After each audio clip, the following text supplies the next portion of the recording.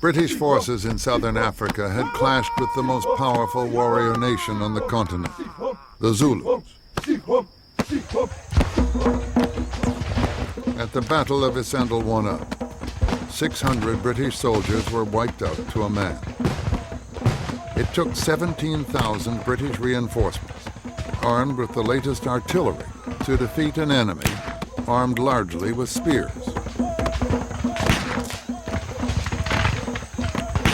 Back in England, a powerful voice was raised in protest. Remember the rights of the savage, as we call him. Gladstone was no longer in control of Parliament, so he appealed directly to the British people. The sanctity of life in the hill villages is as inviolable in the eye of Almighty God as can be your own. The power of his oratory drew vast crowds. 10,000 Zulus had died, he claimed. For no other offense than to defend against your artillery with their naked bodies, their hearths, their homes, their wives, their families. I mean, it is one of the great mysteries about Gladstone, how his oratory was so effective. Because he wasn't a tremendous phrase maker, and he didn't talk down to his audiences, he rather talked up to them, and yet he held them for these very long periods. An hour and a half was quite normal in great mass meetings. I think it was essentially his physical presence, the sort of flash of his eagle's eye, the drama of his gestures, the cadence of his voice.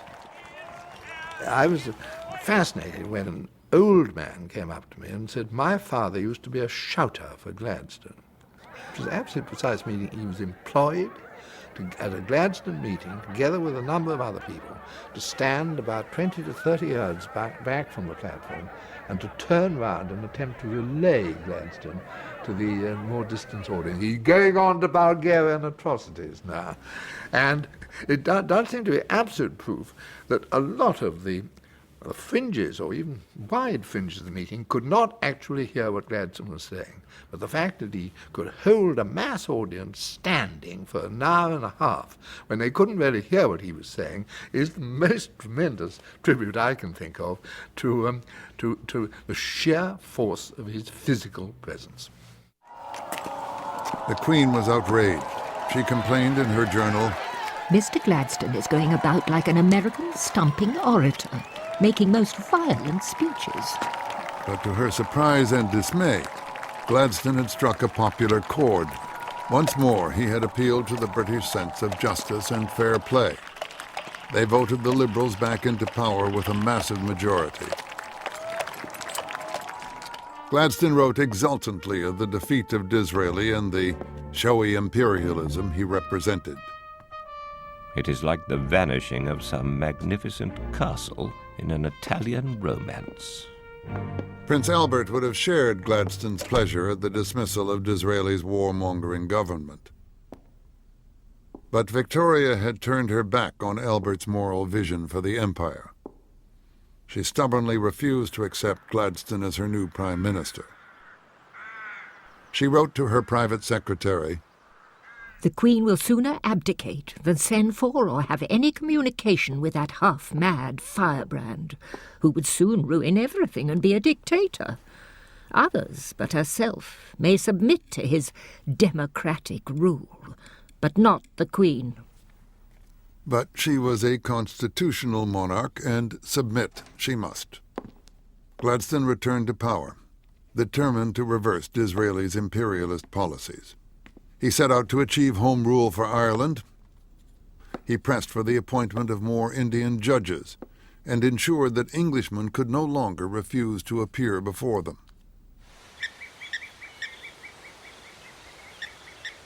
But in Africa, Gladstone could do little to halt the public hunger for conquest, a hunger nourished by the further adventures of David Livingstone.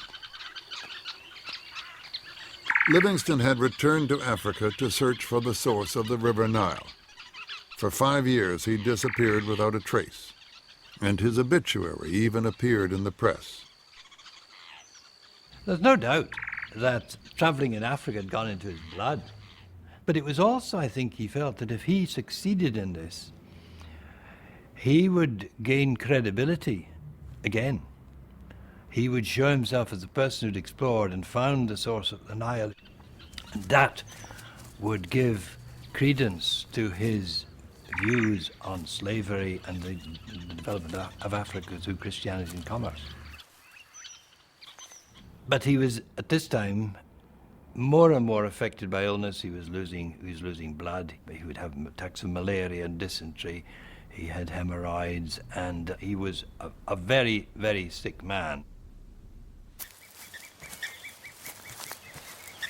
A journalist, Henry Morton Stanley, was sent to Africa by an American newspaper with orders to find the lost missionary. Stanley fought his way through warring tribes, spurred on by reported sightings of Livingstone. After 7 months, he finally reached the remote trading post deep in the interior.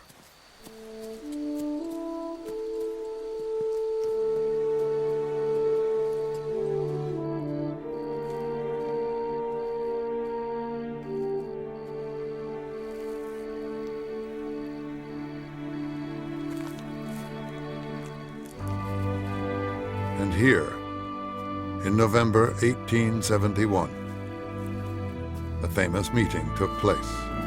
Dr. Livingstone, I presume. Whether or not the immortal words were fact or fiction, Stanley had found his man.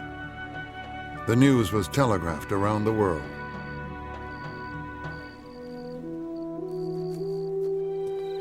But when the headlines had faded, Livingstone was still in Africa, alone, desperately lonely and increasingly unwell. Close to death, he wrote a final letter beseeching the world to abolish the slave trade. All I can add in my loneliness is may heaven's rich blessing come down on everyone, American, English, or Turk, who will help to heal the open sore of the world.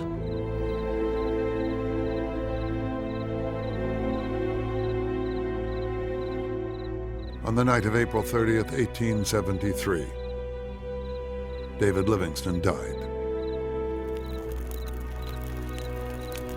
His body was wrapped in a shroud of tree bark and calico for its long journey back to England. But first, Livingstone's servants cut his heart out and buried it under a tree so that it would always remain in Africa.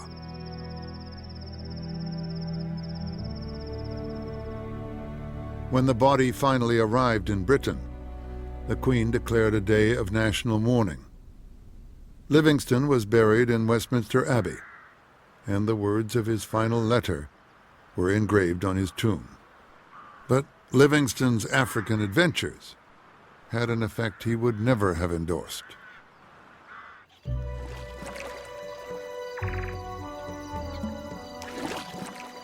Africa, the dark continent of the early explorers, became the stage for the final act in the story of Queen Victoria's empire.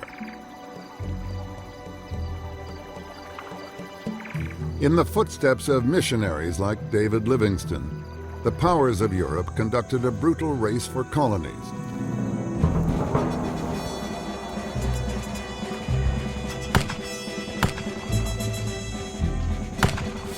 In Britain, this last burst of expansion was inspired by two men whose stories would bring the British people to a climax of imperialistic fervor. The first, General Charles Gordon. Sent on a diplomatic mission to a poor Arab country, he launched a personal crusade to free an oppressed people. His defiant stand would draw his queen and her empire into a holy war and lead them on a romantic but violent quest to impose a new world order. The second, Cecil John Rhodes, started out as a simple cotton farmer and he became the greatest empire builder of his generation. To fund his dreams of conquest, he embarked on a ruthless pursuit of diamonds, gold, and power that made him the most formidable and the most hated man in Africa. Between them, Cecil Rhodes and Charles Gordon exemplified the virtues and the vices of their age. They would lead the British to new heights of glory, and they would expose the dark underside of Victoria's empire.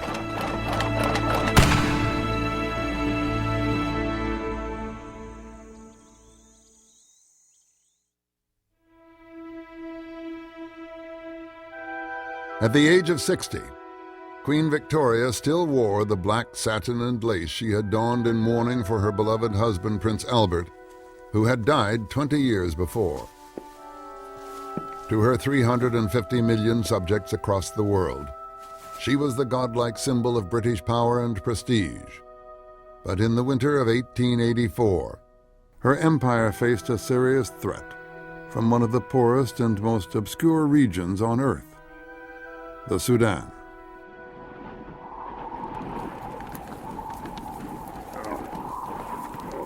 There is this saying among the Arabs: when Allah made the Sudan, he laughed.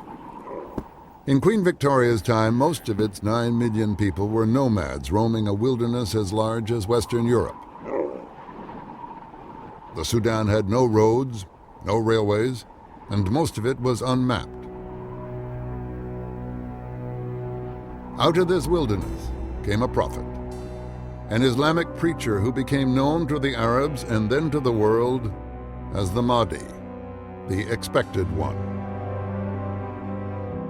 The Mahdi inspired the warlike tribes of the Sudan to rise up against their corrupt rulers.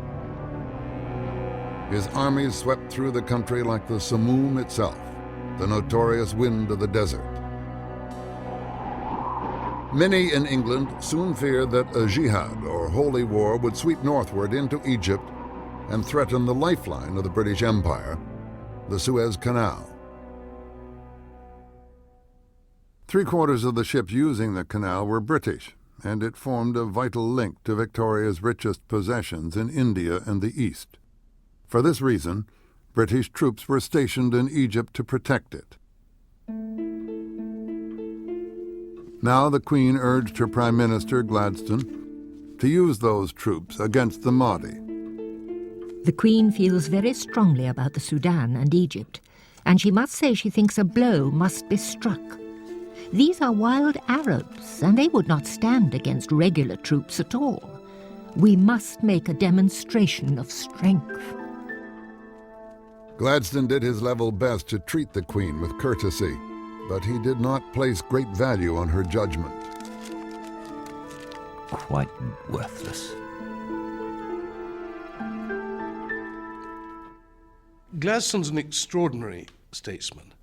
As a young man, he is a Tory, very right-wing views. As an old man, he has very left-wing and radical views. As most people get more conservative as they get older, he makes the reverse journey.